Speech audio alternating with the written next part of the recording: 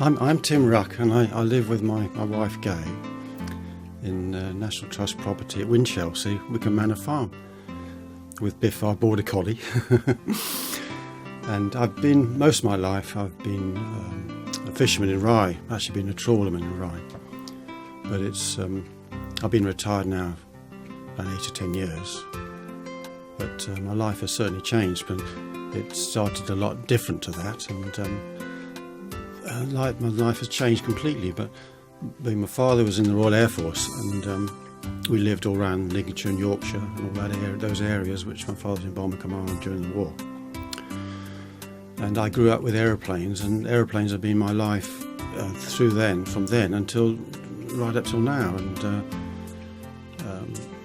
my father was a Mosquito aircraft pilot during the war, and he flew on Pathfinders. They did 90-odd missions actually over Germany, and that's Pathfinder Force. But my father went on to command 617 Squadron. This was in the 50s, and they were the original Dambuster Squadron. He was the CO. And I used to get, because I was in the school cadet force, I used to get flights in these aircraft, which is rather brilliant, really. And, for a teenager at the time, I flew with my father in aircraft like the Canberra, which is a big, heavy twin-engine bomber, and lots of other different service aircraft like the Anson. So aeroplanes have been in my blood from day one, and with aeromodelling, which has started then and it has carried on since. When my father died, he died quite early on, but my mother decided to come and live in Winchester, in Rye, and because she had a brother and a sister living here, and so that's why we moved from Lincolnshire, because we were up all around that area, and our school was at Worksop College. So she had a brother and a sister, and that's really why I came down here, and this is how it sort of started for me, living down here.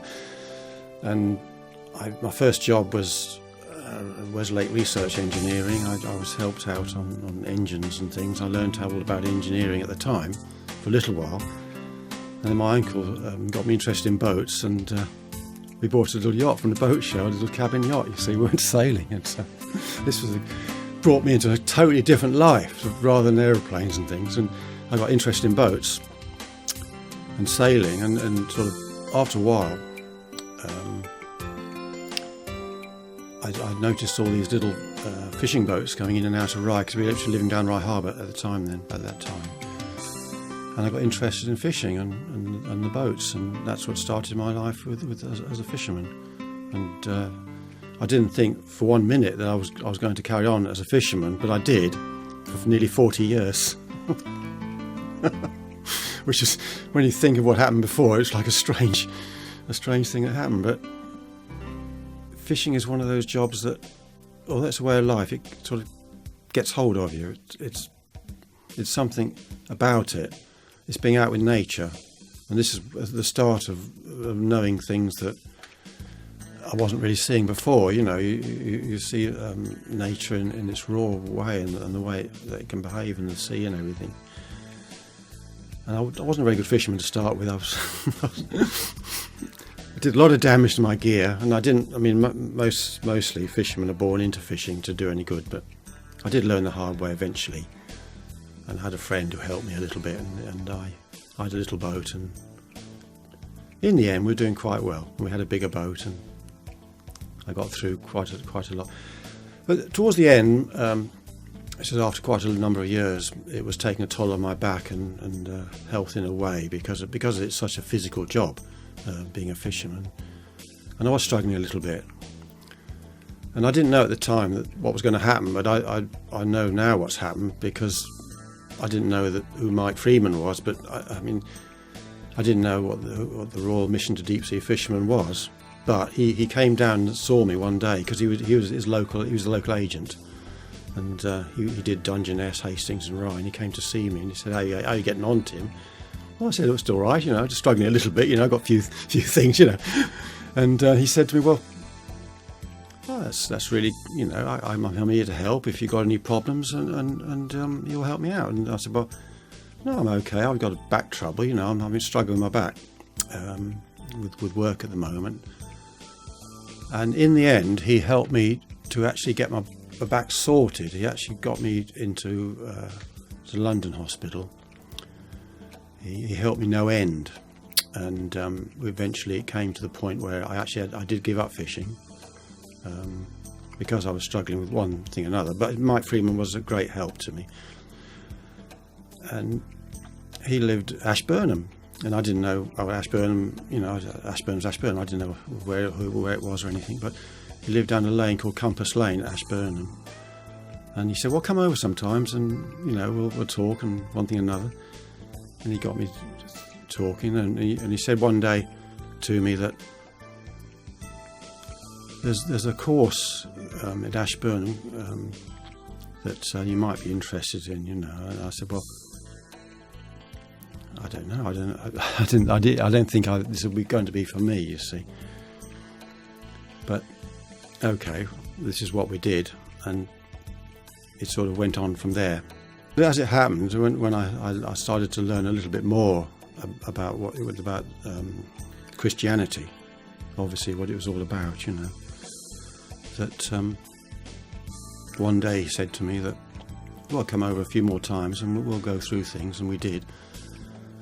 And he said that really you should one day give your life to Jesus. And I said, well, this is all new thing to me, I didn't really know what that it was going to be for me, because I don't think Mike did really. Eventually, he said, this is over about a year later, he said to me that I think you ought to go to church now, Tim. And I said, well, I hadn't been to church, although my school was a church where we had a big chapel, and we learned quite a lot at the time. It didn't really sink in. And what happened after that really was that he said, I know a man called Andrew Flack, you see. And I said, well, I don't know who Andrew Flack is. He said, well, you ought to go and see him. And he introduced me to Andrew, and who was the pastor of Ruck Baptist Church at the time. So what happened after the first Alpha course? I didn't realise it was an Alpha course at Ashburnham, but I knew afterwards that that's what it was. And I went to nearly all of them eventually. And as soon as I got into the Ruck Baptist Church, there was another Alpha course being run, and I was invited to join a house group down Winchelsea Beach. So I got into the house group, and then we started another Alpha at Ruck Baptist Church, and I got involved with that.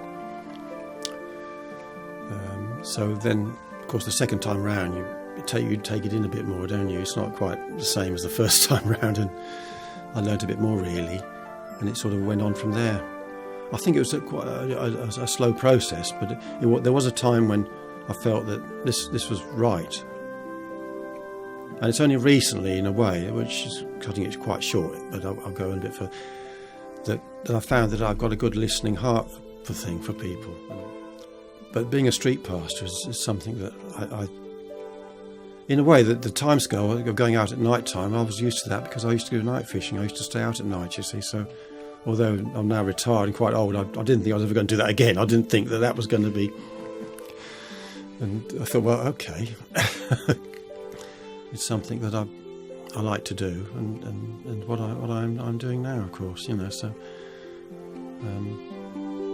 it's something that I didn't ever think I would do, but I feel that it's now part of my life, and I just want to do it, So the whole thing has changed over quite a length of time, but certainly my life is completely different to what it was. But my interest in aeroplanes is not diminished at any time through all of this, which is strange. It goes side by side because we have a model flying club in Rye, and because of my long experience of designing and building aeroplanes, people come to me to have aircraft built, and I design aircraft which people fly, you see, so training aircraft. So I'm actually a flying instructor for the British Model Flying Association, you see, and I fly competitively with scale aircraft, the British National Model Flying Championships, you see. So this is what I do, but it's very similar group of friends as the churches. And to be honest, I feel blessed that I've got two families in a way. I've got the church family and I've got the aero modelling family. And I've had aero modellers that have come to me and who now know that the way I'm going, and who will talk on a way about Jesus and Christianity and things. You know, I don't think it's so much what I've said; it's how I've changed. They know I've changed. I've become quieter in the way I used to. How can I say it? I would sometimes argue with them. I would talk back in some probably not quite the right way, but now I listen to what they're saying, and I don't do anything that sounds like it's being over the top, if you like. I'm not sure how to say it. But they know that they can come to me for any advice and about aero modelling or whatever, and I think they appreciate the fact that they talk to me about the church and how things are going and all sorts, so that the interest has come through that way, really. It isn't quite like it's made out to be as the media says. The media's totally alien to what a Christian is meant to be.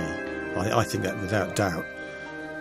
You know, and I think a Christian should be someone who shows love for everybody, and shows, you know, will prepared to help anyone in whatever's needed. And it happened the other day. Gay's not been very well, as you probably know. She's coming back from Hastings on the bus, and there's a lady on the bus with a broken arm, and she's a bit anxious. She has a long way to walk home, and the bus stopped at Winchelsea. I pick her up off the bus, and Gay said, "Well, this lady needs to get home. She's got quite a long way to walk, and she's very nervous and not feeling very well at all after I broke. She fell over on the ice that morning and went in on an ambulance, you see."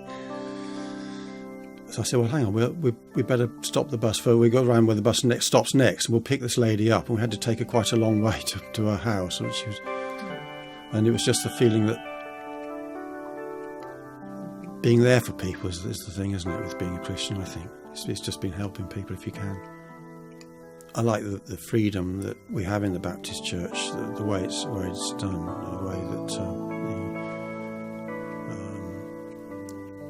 way it's put over in a friendly way that involves how things are in your family and in your life, isn't it? You know, it's not something that's done from a book every time the same. It isn't that. It's not like that, is it, Jeff?